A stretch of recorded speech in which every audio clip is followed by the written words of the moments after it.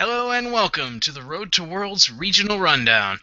I'm your host Daniel Madison, and this is it. This is the last one. This is the end of the regional season.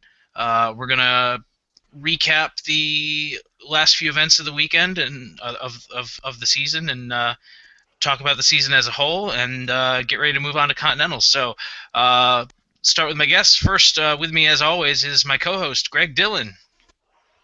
Hello. Uh, how's it going, Greg? All right. I'm a bit sick lately.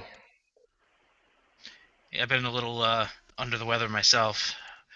Um, Looking forward to Australian Continentals next week, though, right? Oh, very much so. I think I'm a little under practice. I'm a bit nervous, but looking forward to it. Sounds good. And our guest this week, we had advertised Thomas Kimura to be on the show. Unfortunately, he couldn't make it. Had to back out on. He had to back out, so couldn't make it to the show. So in his place, we have back Kevin Jaeger. How's it going, Kevin? It's going okay. It's awfully late, but here I am. Kevin had a pretty good weekend, and we'll be talking about that in just a minute. So the first thing we're going to do, as always, we're going to recap the events of last weekend, and so here we are. We first thing we had was an event in Germany. We actually had two events in Germany. There was a 2E standard regional, and then the following day, German nationals took place. So first, the regional. The regional itself drew 8 players, and the winner of that event was Sasha Kiefer. So congratulations to Sasha, running a Bajoran deck. Yeah, Bajoran micro teaming with a session with new interrupts. And one too many Yeah. Belial. And one too many barrels. That's true. 4 barrels. Yeah, so I did see quite a bit of that in the results this week. Is quite a bit of the new Bajor and some Bajoran micro team going on. People trying out some of the new cards from Return to Grace. So nice to see that. Coming in second place was Benjamin Liebig. He was running TOS. Sasha did receive the bye, having not yet earned one, so congratulations again. German Nationals was the next day. They actually drew 12 for that. And the winner, I think at least one of us called this, was Tobias Rausman. I think everyone but John called it. And he won piloting Romulans.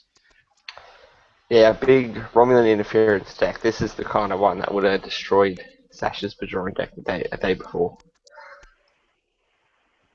And in fact, it's called profit control. So I think that was the plan. Might have been. Sasha came in playing Relativity for Nationals and placed third with it. Benjamin Liebig, again, was the runner-up, and again with TOS. Fourth place was a Maquis deck, so they made an appearance at Nationals.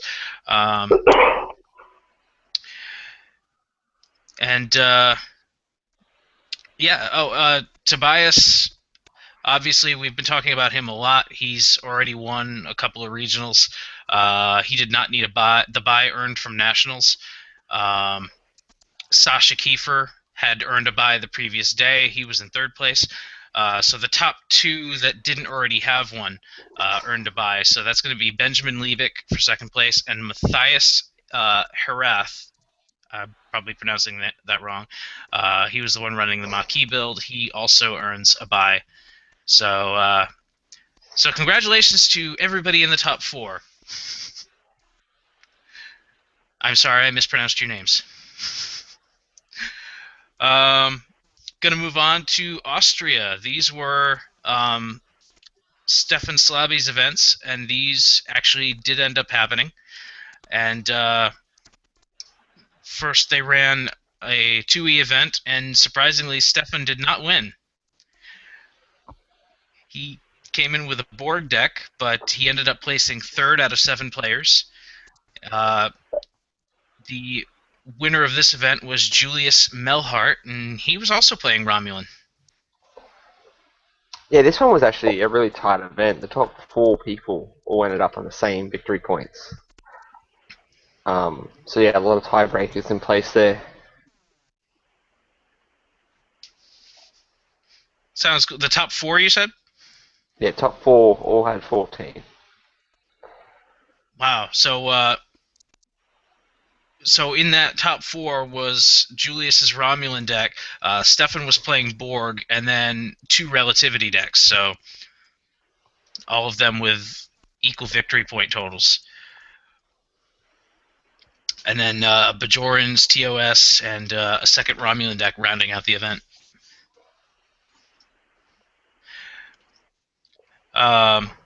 So Julius will earn a bye from that event, and then Stefan actually won his Tribbles event out of a field of 5 players, so he earns the Continental bye in the only game he didn't have one for.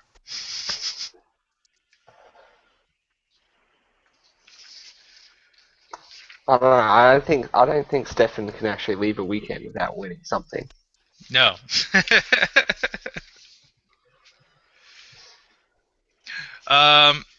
So United Kingdom is next on the list. The UK event. This was a 2E event. This one drew 5 players, and this is Nick. Yeah, this was Nick Yankovic's event. And the winner of this event was James Hoskin, who was running Cardassians.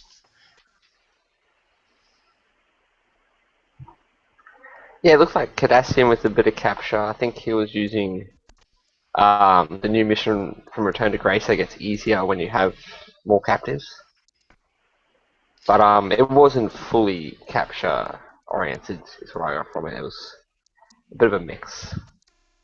I haven't It looked seen. like it was really more straight solver than it was anything else. It looked like his capture was incidental to just kind of, you know, gain incremental advantage in key moments. Is really all it seemed like it was doing.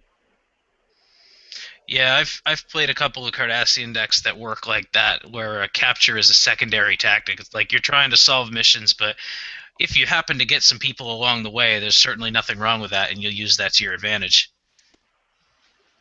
I am surprised I haven't seen a lot of Return to Grace I haven't seen a lot of Cardassians being played at regionals post Return to Grace. Seen a lot more Bajoran decks.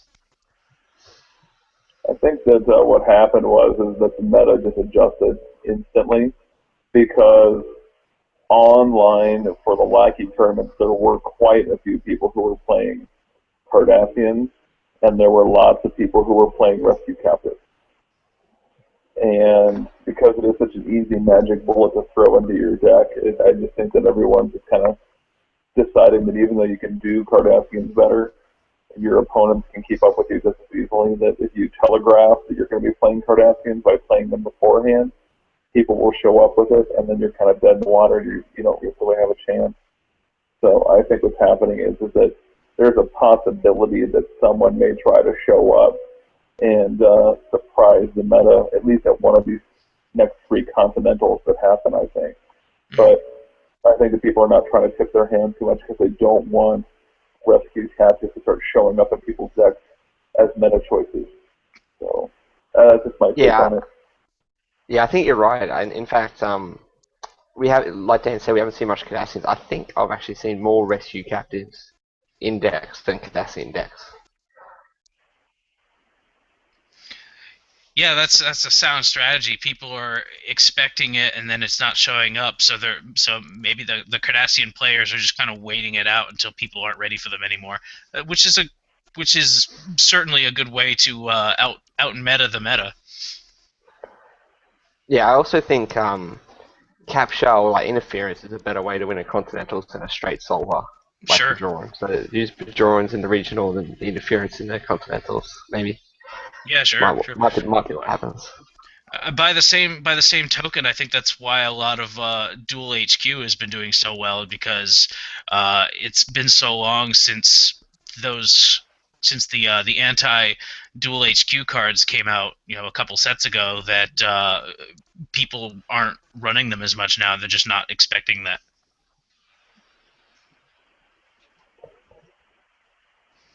Well, I think that that might be part of it, but I think that with the right dual headquarter combination, the anti-headquarters hate is not strong enough to keep up with it. So Mhm. you still get more advantage than disadvantage. So that you're willing to just go ahead and take your lumps because in all the games where you don't face it, you have a huge advantage that you didn't otherwise have. Sure. That the majority of what you're going to basically see is, oh, I give up an extra 7 counters to maybe 2 or 3 games. I hope that whatever advantage or whatever reason you have for your dual headed course is enough to overcome that 7 counter loss or that 7 counter handover. And then other than that, you're basically just talking about agonizing costs and Del Rock Yeah. really is all you're really going to have to face. And as long as you're prepared for that and realize that, you're good to go. But I think there's a lot of reasons to play dual headquarters and still not enough reasons to not do it. It's a matter of time Yeah, and because if you're gonna play with a matter of time, children, then have fun not facing me when you lose 2 rounds and you never face me. So yeah. that's I my always theory on thought that. I I always thought the dual HQ counters, like the non-line people, would have been a lot better if they were more weenie like. Like they cost less and have less attributes and a few less skills. They'd be easier to put index instead of as they are now, where it's like half a turn to play them to counter something that you might not be facing. Yeah. Exactly. I mean, and the attribute combinations to the skills don't match up. They simply don't. Yeah, so if So they're I all know. like what, 1 or 2 cost weenies with the abilities on them, it would have been a lot better. That's why I think the mission is really the only one that's any good. That's why people are a lot more willing to play something like Ducat, which uh, being only can really screw with an opponent's strategy, and it only costs 2, whereas something like the Timeless Odo or the Children of Time, yeah, they're going to cost a lot more, and are probably not worth it if certainly if they never see dual HQ, they're probably not worth it for what you get for them in skills and attributes. If it's they don't they don't really fit well into a lot of deck types.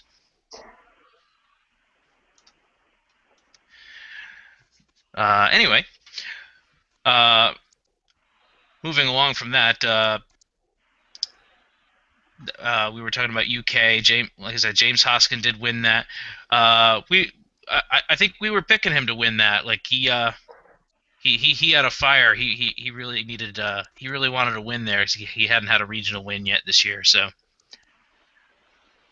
he did take it. And the runner-up was yet again a Relativity deck. It's what it's good for. Strong second. uh, Gonna move along to Canada. The events out in Vancouver. Ken Tuff's events. He ran a full weekend of events, including all 3 regionals. And I'm going to start with second edition, which he had 8 players for. And Ken actually won that event. So congratulations, Ken. It's not very surprising.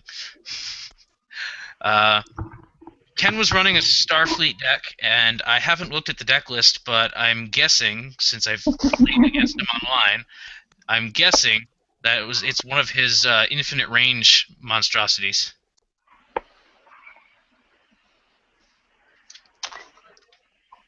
I'm not sure about the infinite range. It's definitely Delphic, so he could have been using the shuttle pods. I didn't look actually, but I did read his tournament report, and he sort of meted like he added discommendations and moral choice because he thought he'd play Klingons and Fed, and he Hmm. did, And he and that did. worked. He also added the meta mission from I think it was Unnatural Selection, where you can't play an event or interrupt more than once per turn to counter rocket ship. Hmm. Other than Didn't that, see any of that though. it seemed pretty standard. Yeah, he didn't see rocket ship. It seemed pretty standard Delphic. Just smash through missions with what's his name, Archer and the future crew. Yeah. Yeah, I knew that they would. I knew that Starfleet could still be good. They haven't been around as much since the Samuels errata, but Delphic Starfleet still pops up from time to time. I was looking for his deck list, but it's taking me too long to find it, so I'm not going to bother. Well, Delphic Starfleet without the you know it's I put Delphic Starfleet in the same category as Relativity. It's strong enough to compete, but not strong enough to dominate a tournament. It's Sure, gonna sure. be good. It's gonna be good again. You know, it's gonna be a deck that's gonna be solid and it's gonna carry the player to some wins, regardless of who they play. But it's also gonna run up to that, that round 3, round 4, round 5 matchup against the other top player or top deck at that tournament. It's not gonna have enough there. That there's going to have Yeah, something that it's not going to be able to do. And that's the problem that relativity faces, that relativity will not, I mean, in a healthy meta, you're going to face things like assimilation, Romulan, and things like that. And it doesn't have enough to get past. yeah. It's solid. It can sneak in there and win the occasional event. It can do very well against matchups, but it can't win events consistently. Um, it did win Gen Con last year, but again, that was before the Samuels errata. I think that was helping propel it. It was a lot faster deck Well, when Samuels made everything very cheap. but the thing is, though, that last apparently, you said Gen Con last year. Wasn't that the Chris Donati and Neil Timmons matchup where it came down to the fact that it just was an actually good, favorable matchup for that deck? Or am I thinking the wrong tournament? You might be right. I didn't stay and watch the finals because I was actually in another event by then. Okay. Well, I'm just going off of what I remember from just my memory of, because if it was at Gen Con, it would almost have to have been just there almost every Gen Con, and that Chris traveled for it, Hmm. because I don't think Neil would travel to the West Coast for something. So, but yeah, but that's an example where Starfleet has a good matchup. Delphic Starfleet has a great matchup against the Romulan discard, but it's Yeah, gonna have a matchup against the far-seeing eyes version of y- yeah.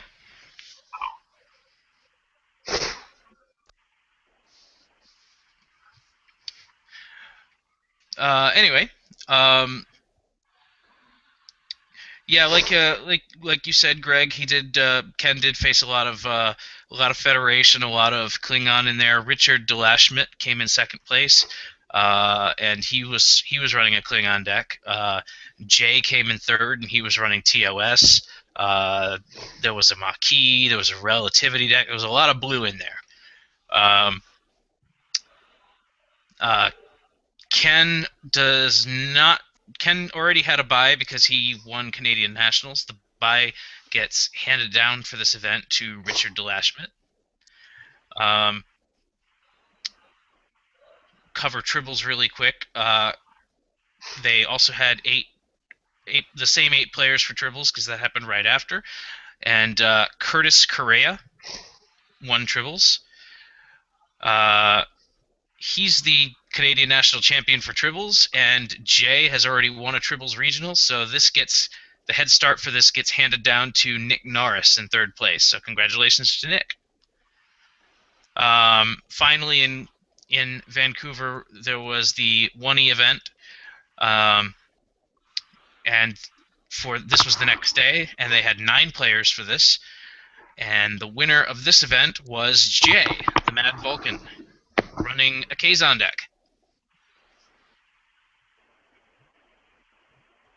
And Kazon battle like we saw mhm. last week from Stefan. Yep, another Kazon made it to the top, and I heard that I think he played Ken in the final matchup, and Ken was running a KCA deck. So Kazon versus KCA, not the matchup you expect to see in the finals of a regional, but very interesting set of decks.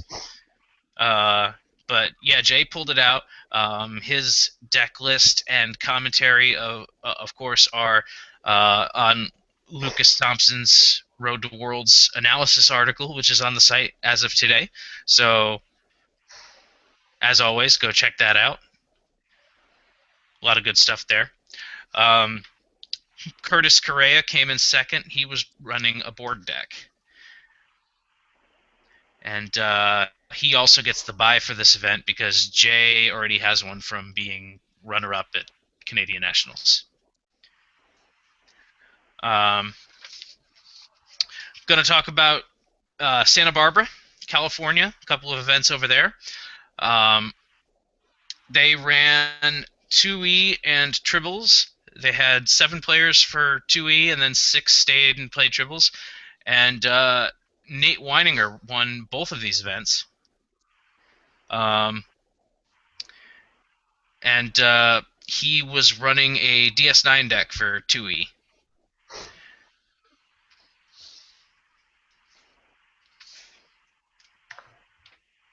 Yep, and he came up against 3 Klingon decks in his first 3 games. Mm-hmm. It was probably a bit bored of seeing the red by then. Beat them all, I think, from his tournament report. One was battle, one was half battle, half solver, and one was full solver. Yeah, 3 Klingon decks in the event. They were all a little different. I think probably his discommendation probably did help. He had one in his dilemma pile. I'm sure that was a great meta call for him. Yeah. I think, though, from reading his report, though, that he just simply outplayed a lot of his opponents, though. I mean, he even says, though, that he had a couple of moments there where he got lucky. But having played against Nate, I think he may have been downplaying just how much of it was luck and how much of it was skill. And I get the feeling from reading those reports that he was able to kind of quickly identify which version of Klingons he was facing in each game and was able to make the right moves early. Because that's what Deep Space Nine does so well, is they have all of these answer cards for so many things. And if you know what answer you need early, you can put it out early and get a huge advantage on an opponent. Because he even said that he used Quark to go get the correct defiance in order to sit there and not let, TK run over and start shooting him and stuff. So that's the sort of thing where if you can identify things early, you can make the right decisions to give yourself big time advantage. I think that even though Nate played it down, I get the feeling that he was able to simply outthink and outwit his opponent in those three straight games. He was able to diagnose the situation fast and then make the right decisions and simply ride those decisions to victory each time. Yeah. Nate's definitely a very skilled guy. Now it was a tournament that a lot of very skilled guys competed in, but yeah, I read through Nate's tournament report, and even his deck list has a lot of general strategy within it, and yeah, very, very good stuff. Like you said, yeah, I saw that he would save Quark until he had identified what his opponent's style was, and use Quark to download whatever card he needed to kind of make a meta call on each deck he was facing, and which is it's a nice trick. But wow, 3 I'm Klingon sure that decks. I'm sure that knowing regularly helps him though too. That you kind of you know when you face one person versus another person, you pretty much can ask yourself like, is it more likely that this person's running solver or more likely that this person is running battle? And amongst those Yeah, three Cardassians and three Commanders he plays, I'm pretty sure that he kind of had an inkling as soon as he sat down and saw Klingon and what the missions were, which version they were going to be playing. And at least one of those three guys were doing nothing but trying to shoot stuff. So I'm pretty sure that he was able to know that Quark was going to be going into Defiant for that matchup right away. yeah. So,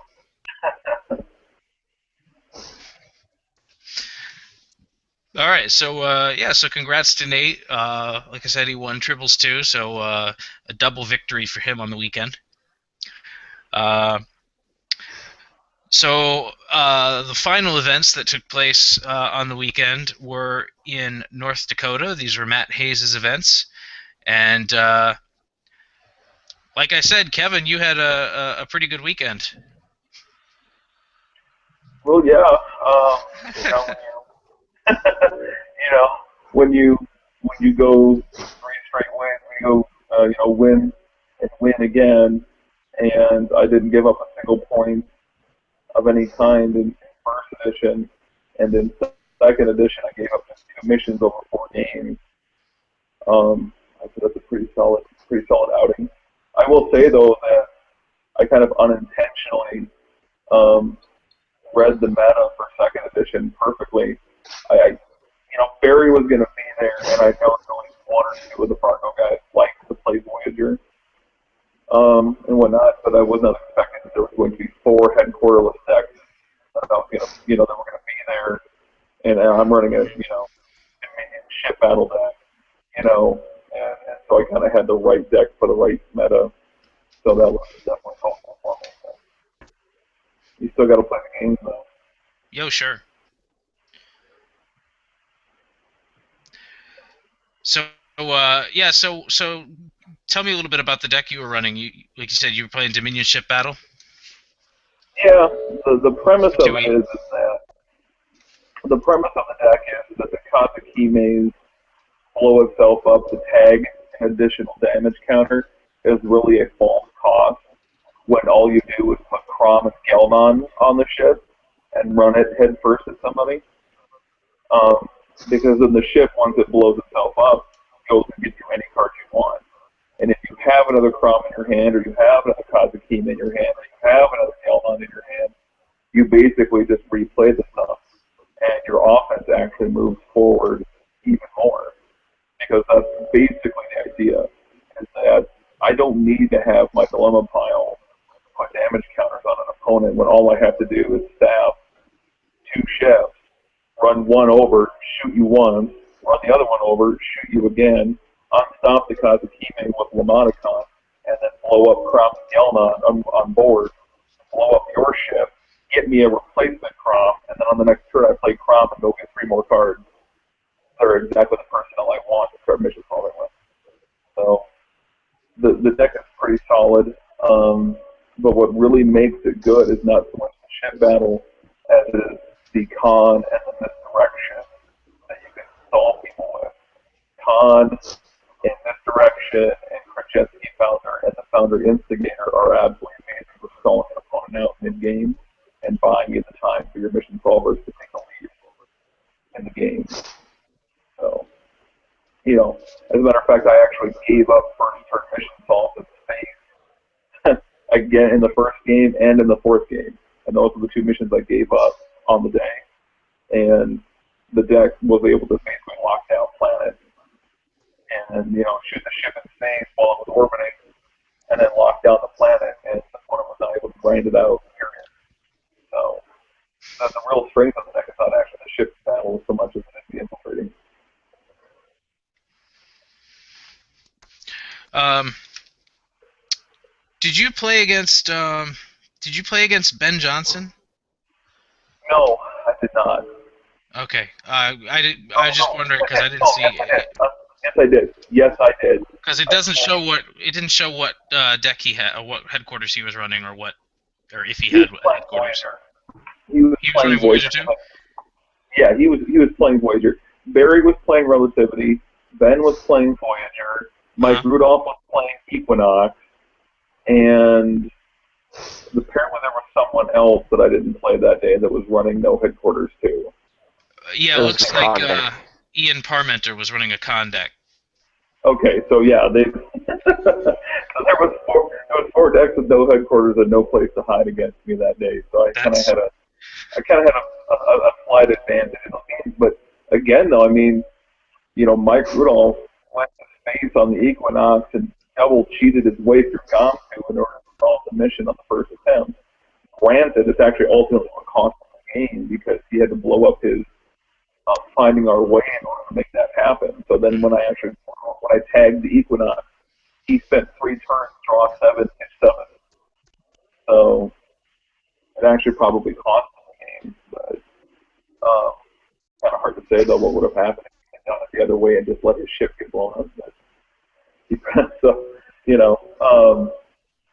but I don't really know what to say about that. But no, Ben Johnson was playing pretty much zero frill Voyager. It was just nothing but people. He had some skill gaining events, and he was really not even running the Chuckle Brothers stuff. He was really just like, I have skills, I have people, I hit the table fast. Let's go. Just going for it. Yeah, he did pretty well on the day. He came in, he took 3rd place. Chris Volk was the runner-up. He was running a Romulan deck. Did you play against him? No, man. That would have been a really weird game. Yeah. Because he would have been playing out Dissident. I would have stayed at home, and then I would have let him go out first. And, he basically just has the 3 ships stack. I don't necessarily know how many ships a person has in their deck, but, I have no reason to go out. I'm willing to, in a game like that where I can see something that they're waiting on me to do, I'm not going to do it. That's the Caleb Grace strategy. That you can spend 55 minutes sitting at your headquarters and spend the last 5 minutes trying to solving 2 missions for a win. So it's a reverse game of chicken. Yeah, it's the reverse game of chicken. He's done it many times. He's the master. Caleb Grace was the master at the reverse chicken. But it's probably what would have happened in our game that I would have let Chris do his thing over and over again, and then maybe I shoot his ship at an opportune moment and then let him drop his new resistance so he can fill his people out. But it's kind of hard to say what would have happened. I don't know how comfortable I would be letting him just fill an absolute ton of people on the table and then have to deal with that one person too. So that would have been an odd game. So I'm kind of glad we didn't face him. Well, he did earn the bye for this event because you had one from winning another regional earlier in the year. So, congrats to you, congrats to him, and he also won Tribbles the same day out of an 8-player event. So he picked up a bye and a head start for those 2 events. He won't need that. Even shows up, which he's not even sure if he's going to come to Continentals or not, because apparently his family has concert tickets that weekend. Oh, so, well. Well, we'll see. So, and then the next day, I think it was the next day, you guys played 1E, 5 players for that, and you won this event too, and you were playing a board deck? Kevin's gone. Uh-oh, we lost Kevin. He did play a board deck though. I was reading the 1E deck analysis. Yep, again, that deck is also on the article, so.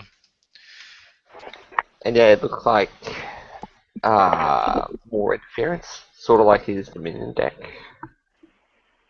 That one earlier in the season. Mm-hmm. And it looks like Sorry, he's coming back. You there, I'm Kevin? back. My Uh, tablet reached the point where the camera shuts down.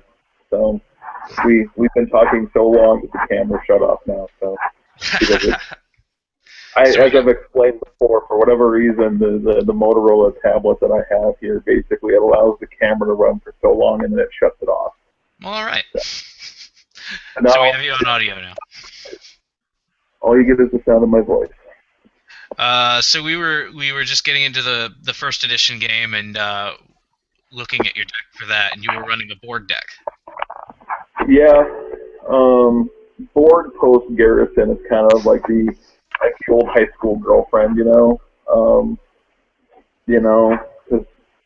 it was the thing back when I was in high school, actually back in the 90s, and it was something I enjoyed back then. But back then, first edition had so much of that cheese going on, all this, that it was pretty much hard to impossible to run that deck and do well with it because of the fact that you basically then had to like seed 2 or 3, cue the referees, and pray to God that they got you through against all the nonsense you'd have to face back then.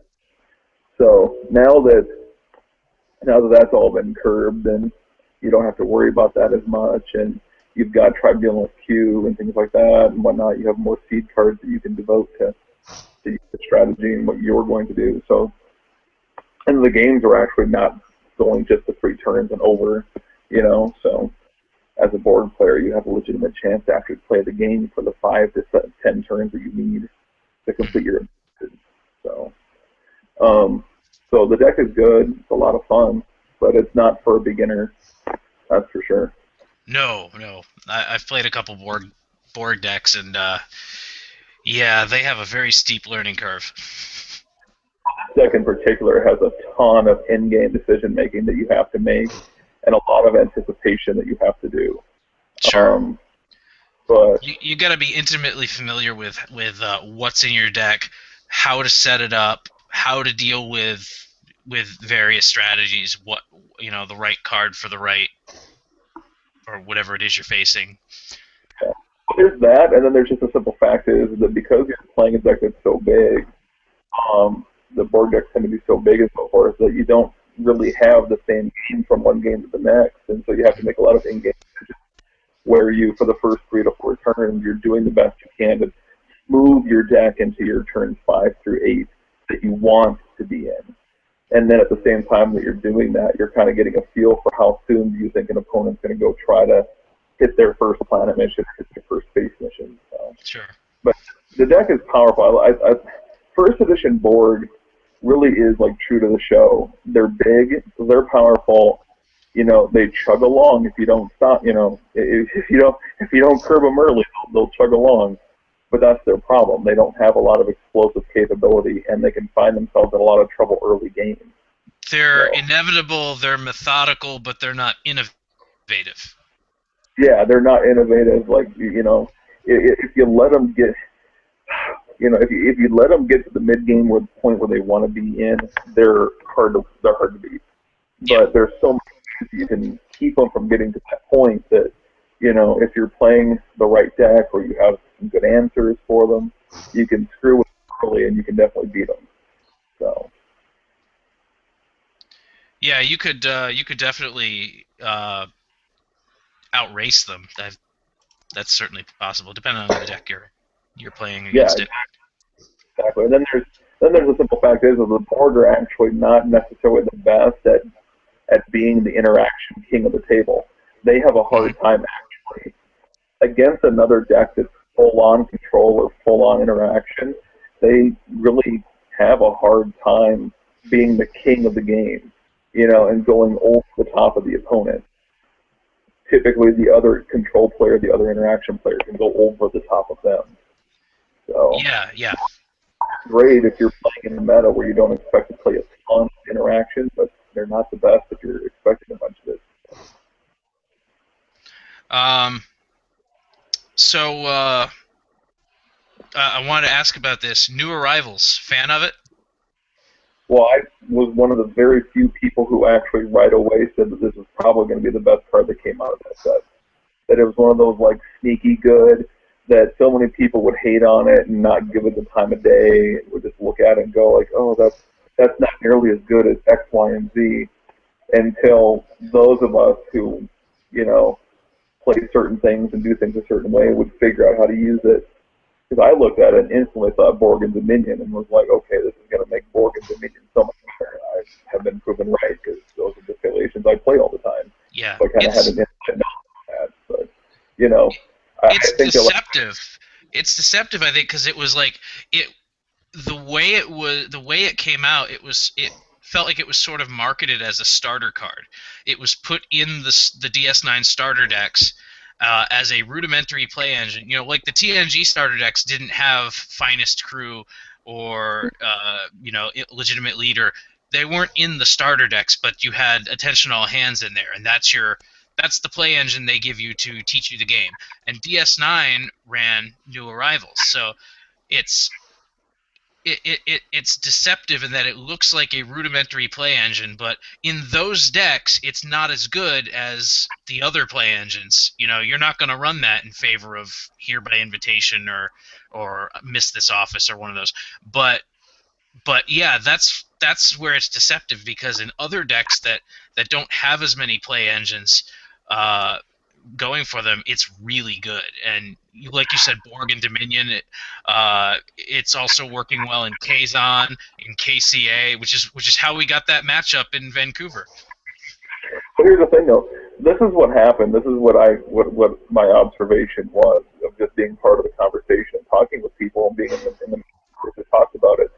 The majority of people focus on that said if you play more than one card for free, and everybody just focused on that little clause and shut it down and said, "Why? Well, I want to play cards for free," and they just dismissed this card because they just weren't using their imagination at that moment. There's so many players out there that play the straight speed solvers that are like, I have three or four free play engines, and that's how I get all my stuff onto the table, and then I just go. And they were using their imagination and thinking, like, well, what are all the ways in the game that I can get something on the table without it being quote unquote for free?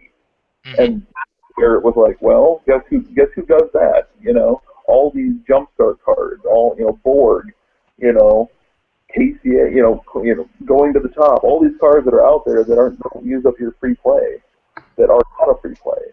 So. Sure, yeah, there's a lot of that. You know, it's not gonna benefit the decks that spam out people really quickly, like the TNG decks with all their play engines. But that's not really what it's made for. No, it isn't. But it didn't mean it was a bad card, and so many people were saying that it was such a boring, such a bad card. And I had to disagree with them right away. So I'm glad that I'm being proven right. That it's been a sneaky good card. So.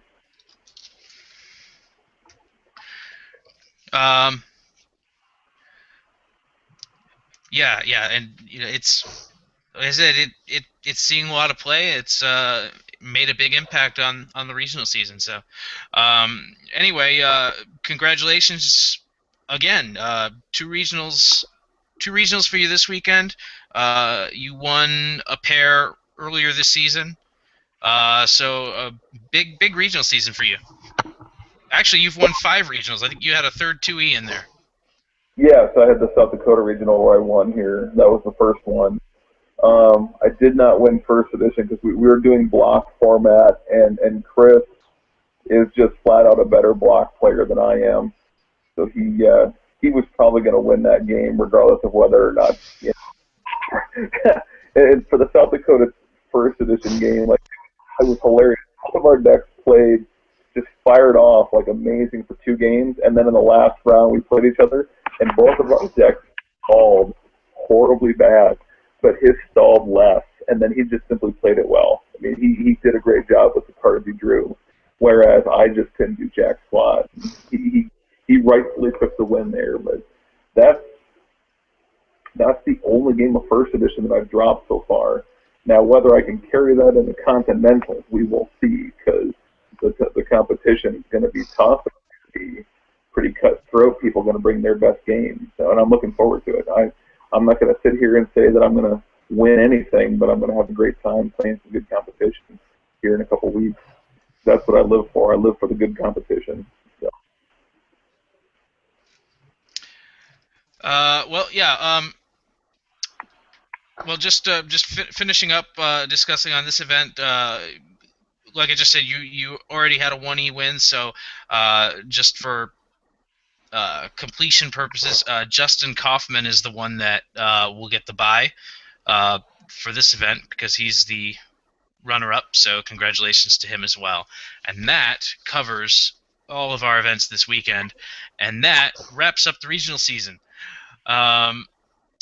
So looking at the season as a whole,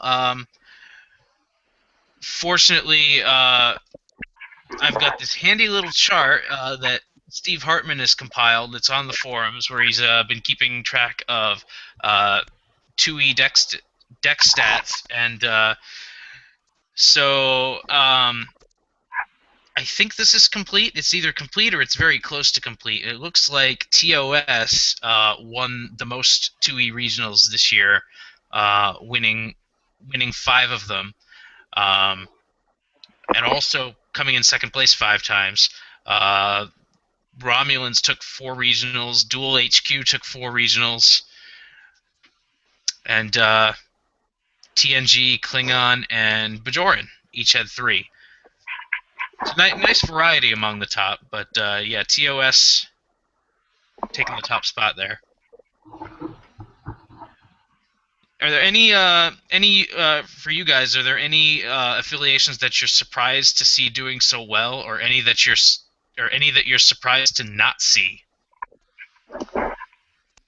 I'm not overly surprised at the regional results. Like I was saying, I think in regionals it's more a lot of people just bring solvers.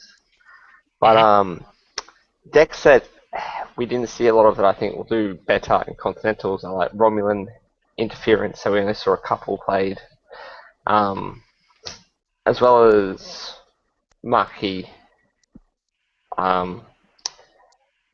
It says played 5 times. I know at least one of them, and the win for the Marquee was not actually a Marquee deck. It was like a draft tournament, and they was just using the headquarters for no lines people and treachery feds. They went Marquee. So I don't know, I think Marquee can do a lot better, and I expect them to be played a couple of times at least in the Continentals. Borg didn't get any wins, though I expect them to do better in Continentals as well. Yeah, Borg, I'm not sure how big that errata hit. Like, Quintessence was a massive nerf. That was really how Borg rolled consistently, so you could actually play them in tournaments. So I'm not so sure about Borg. I mean, maybe it could do well. I don't know if it'd be interference or solver, but I definitely think Romulan interference we played more. There was a few solvers, but interference it's still big. Like, that's what was played at the Worlds last year.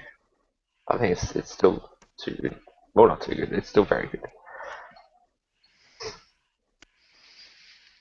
As we've said, relativity is a very solid choice if you want to come in second place. It did manage to win 1 regional. I think it won 1 last year also, but it was runner up an awful lot. A lot of people trying to break it, but I don't think they've quite gotten there. Yeah, I think people fall in the trap of relativity, just trying to do too much, like too many temporal events and too many tricks with all the Federation people who can play. Yeah. Yeah, I think it's more efficient with a slimmer deck and just try to jump out there as a fast solver. But you know, it's going to have its bad matchups, and that's what keeps it from winning more often than not. Yeah. It's fragile. It's terrible against interference. Oh, yeah.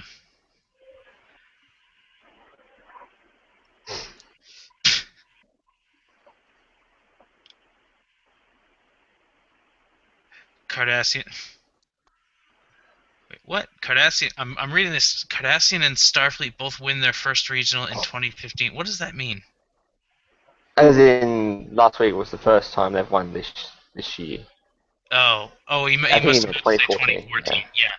Yeah, yeah. They both Cardassian and Starfleet both won in the very last week, and they didn't have any wins. They weren't played an awful lot.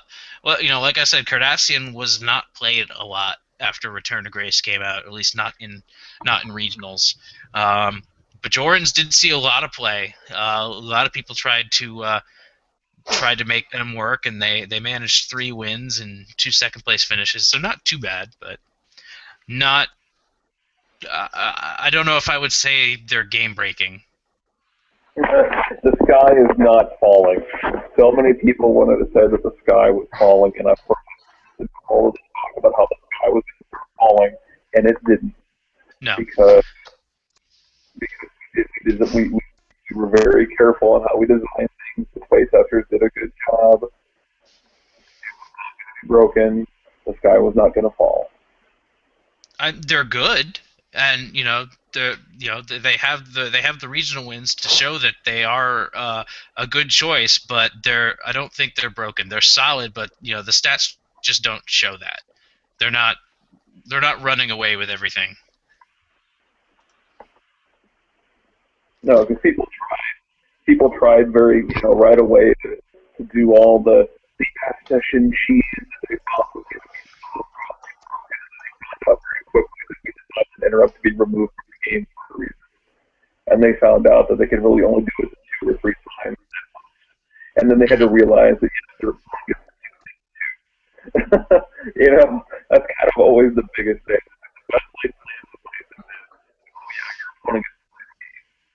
So Um, so anyway, I think that's about all. That's about all I have to say about 2E.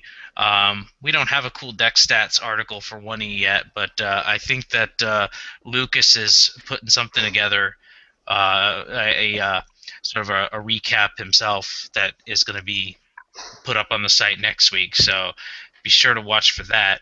I know I'm trying to remember what I didn't make a list. I'm trying to remember what I saw winning a lot of. We had a couple of Kazon decks recently. I know Borg have gotten there a couple times. The Go ahead.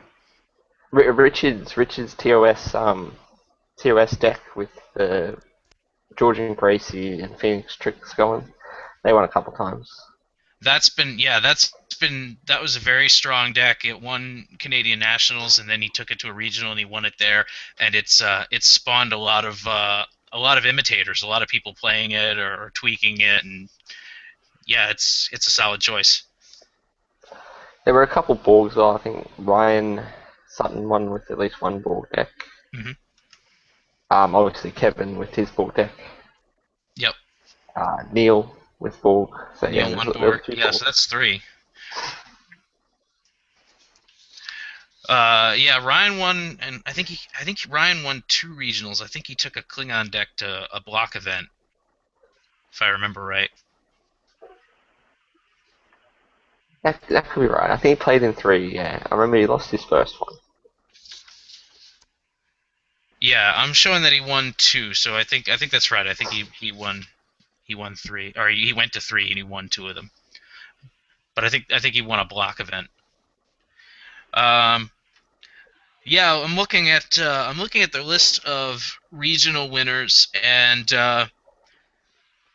specifically at players that have won multiple events, and it looks like as far as just sheer number of wins, that Kevin has had the most successful regional season with 5 total wins, 2 of them in first edition, 3 of them in second edition. Um, Ken's pretty close. Ken won 4 regional events this year, 3 of them being second edition, which is surprising. Um, nobody else has 3. Oh no, Stefan has 3 wins, and then I think that's it, except for a couple. A few people have 2 wins, but nobody else has more than 2. So you guys are like the Iron Men of the regional season. So well played. It was a lot of fun. I definitely had a great time playing here in South Dakota. I had a great time playing up in the cities in the greatest, toughest met in the world. Those two wins that I got in Minnesota were definitely quality wins. Again, and for all the people who are going to be traveling to Minnesota here in a couple of weeks, bring your A game. You're going to need it. I'll tell you what. There's no such thing as an easy win when you play in Minnesota. No, that's definitely a tough meta, and I'm sure it's going to get a lot tougher with Continentals coming up, and people are going to be at their A game. Um, so, do you feel with 5 regional wins, do you feel prepared for Continentals? Oh God, no, I'm not. What do you think I was doing for the 3 hours before we started before we started our conversation? Uh, Working on regional tech. Believe me, I have my ideas where I think I'm probably going to play, but it's trying to figure out what I think I'm playing and what kind of meta that's going to create. Try to so, um, and then especially for first edition, you have so many little tweaks that can have such a huge impact on your game. You know, so I don't know. I don't know how well. We don't feel prepared for that. All right. Well, before I move on, there's something else I wanted to get into. Greg, as you know, if you've been watching the podcast, we've been making predictions of for each event.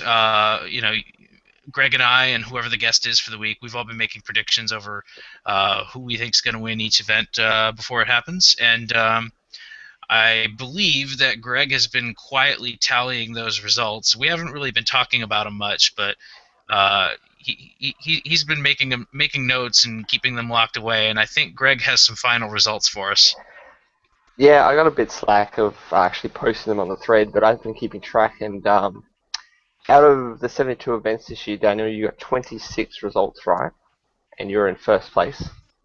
I got 22, so you beat me by 4. And taking the best result, if we had 2 guests, I took the best guess for the week. Guess only got 20. 20 out of 72.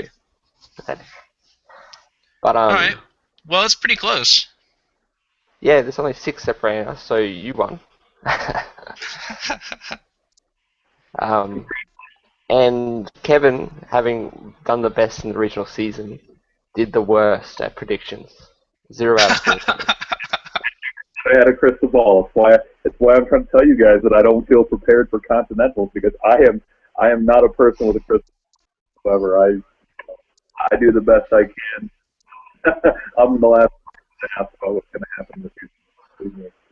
But Kevin didn't predict Sharknado to win.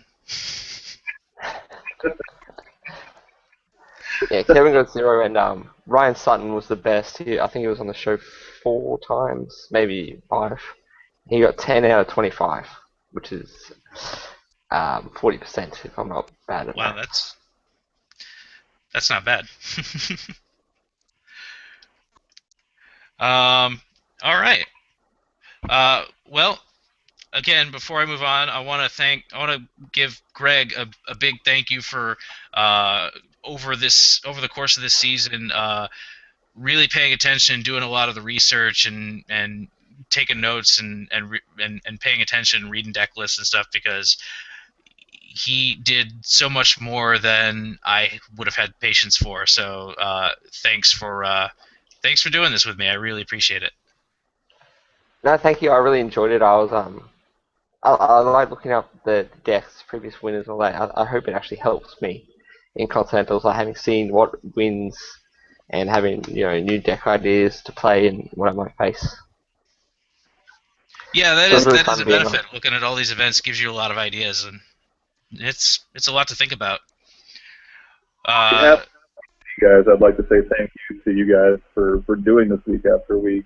It for me personally allowed me not to do my meta shakedown on the blog, and because I just haven't had the time or the ability to do it. I've been so busy with everything else that I wasn't able to do it. You guys definitely did a great job picking up the slack and going above and beyond and doing this every single week. So on behalf of the community, thank you guys for doing this.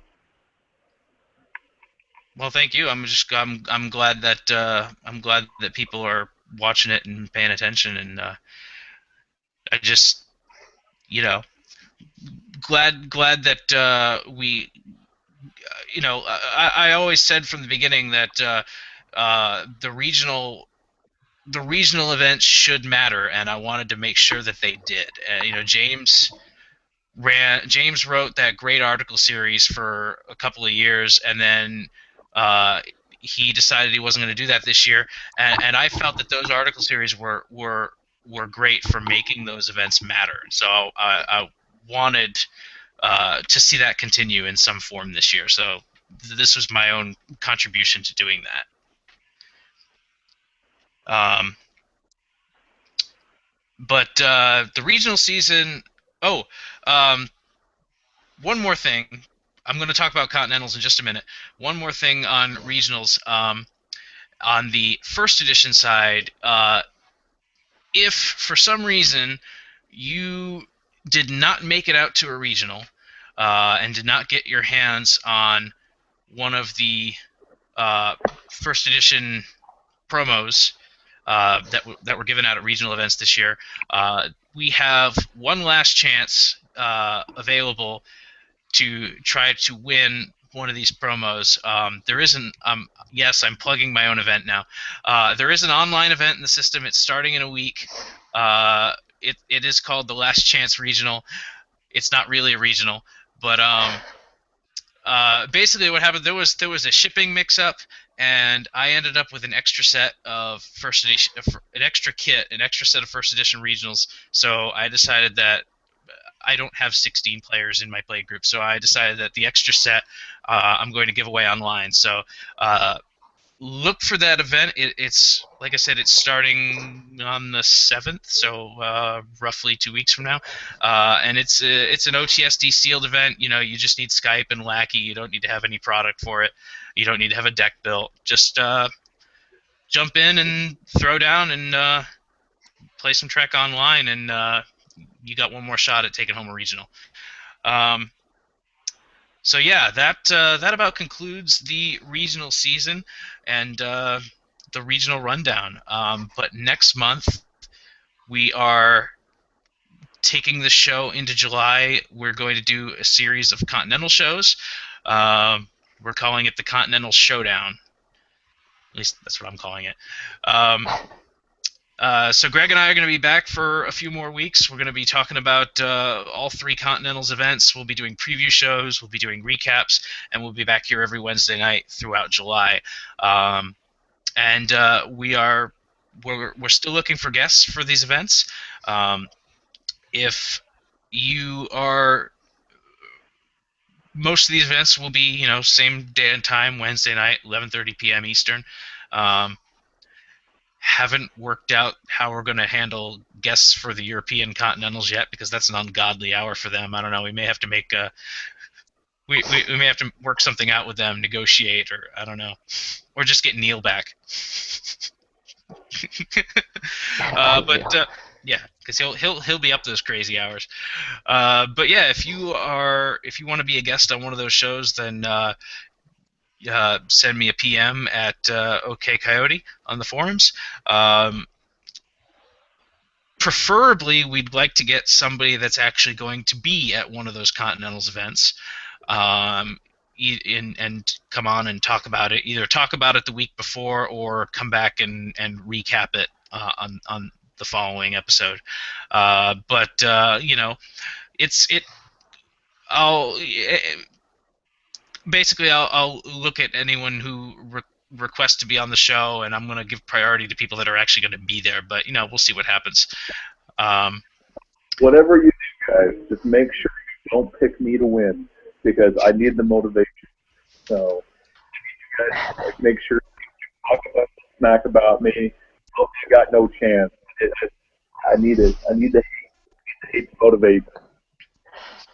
I don't know if we're going to be making actual predictions for these shows yet. I haven't really figured out what we're going to do yet. I think we're probably going to we'll probably be looking at like a number of different players that are pre-registered, and maybe looking over some of their history and what kind of decks they play, and what we think they might bring, and things like that. But it'll vary for each Continentals, but whatever it ends up being, I think they're going to be fun. So yeah, we're going to start next week. We'll be right back here Wednesday night with our Australian Continentals preview show, because that is the week of ACC. And Greg will be back here. Greg is participating in ACC, and that's like Thursday morning or Thursday afternoon for him. And I think you guys are going to be already in the thick of things with side events. Is that right? Yeah, they start on the Thursday, and it's Thursday now for us. So yeah, we'll be doing it on the Thursday, but that's fine because they're just side events. I think they're sealed and like a warp speed. No biggie. So Greg will be recording live from ACC, so that'll be cool. And we've already got one guest lined up for that week. We've got Kieran, who is honest on the forums. He's going to be there, and he's going to be on the show to talk about ACC as well. So looking forward to that.